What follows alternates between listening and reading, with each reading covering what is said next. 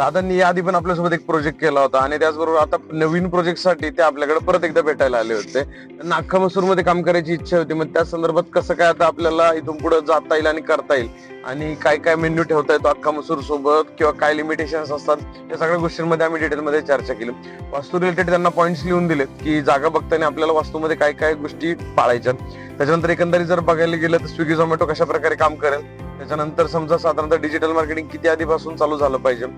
Staff hiring आपल्याला कुठून करायचंय या संदर्भात आपण त्यांना डिटेलमध्ये काही लीड जनरेट करून दिल्या की जेणेकरून त्यांना स्टाफ हायरिंग बद्दल भविष्यात कधीही अडचण राहणार नाही. मग त्याच्यानंतर जर बघायला गेलं तर टोटल सॅलरी किती जाते स्टाफची, रेंटल किती जात आहे, इलेक्ट्रिसिटी किती जाते, मंथली फिक्स कॉस्ट किती आहे त्यांना काढून दिलं म्हणजे लक्षात येतं की सेल किती झाला पाहिजे. कारण जर सेलच जर किती होतं लक्षात नाही आला तर ऑपरेट करताना त्रास होतो. मग बाकी छोट्या मोठ्या गोष्टींमध्ये डिटेलमध्ये चर्चा केली आणि सरांचा निरोप घेतला. भेटूया उद्या. तोपर्यंत लाईक करा, फॉलो करा, शेअर करायला विसरू नका. Stay tune.